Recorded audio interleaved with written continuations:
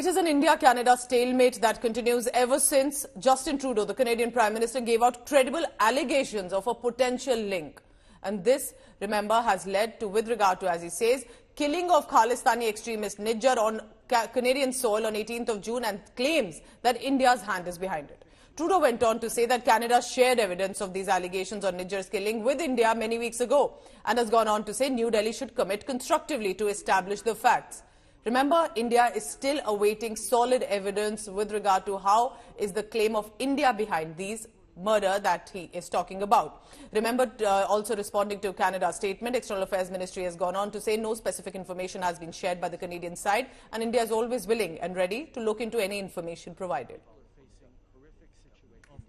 In regards to India, Canada has shared the credible allegations that I talked about on Monday with India. We did that many weeks ago, and we are there to work constructively with India, and we hope that they engage with us so that we can get to the bottom of this very serious matter. Let's go across directly now to Toronto because India Today's Anisha Mathur is presently in Canada reporting on this latest fiasco, literally, that has been brought about by the Prime Minister of Canada, Justin Trudeau. Anisha, you tell us. You've been sending us reports from the Gurdwara, specifically the one in Brampton, where there was a parade also that had taken place against former Prime Minister Indira Gandhi. Assassins were shown as heroes. What is the current atmosphere there? What is it that you've been able to find? What is the situation like as India awaits evidence?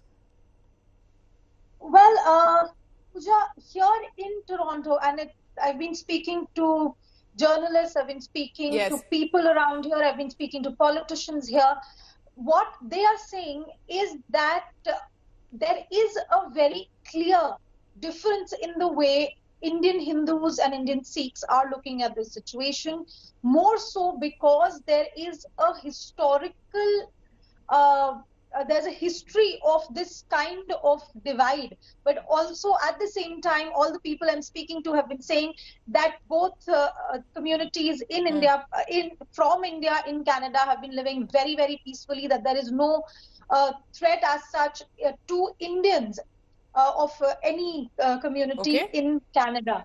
But what we are seeing, however, is that in the Gurdwaras, there are, I visited the one in Brampton this morning. There have been photos and videos coming from different Gurdwaras across Canada where there have been certain level of pro-Khalistan support. There has been certain level of, there have been certain posters, banners, etc. that have been put up. Even in Brampton, which is one, even in Malton, which is one of the oldest Gurdwaras on the East Coast in Canada, the photos of Bhindranwale and other persons who've been designated as terrorists by India have been put up with the title of martyr. But at the same time, the people there keep saying that, well, all of us are living here very peacefully. So this is sort of a contradiction that we are seeing in the question of the historical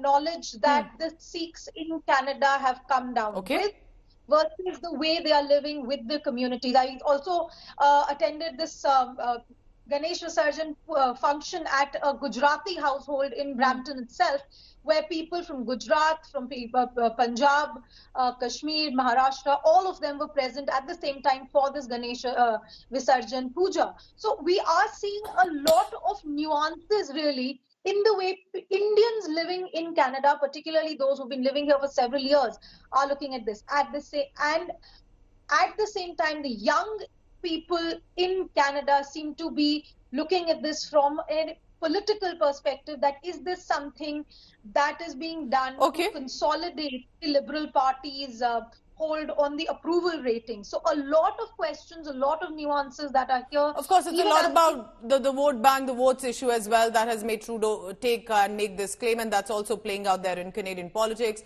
Thank you so much for now. Anisha Mathur is reporting from Toronto on the latest.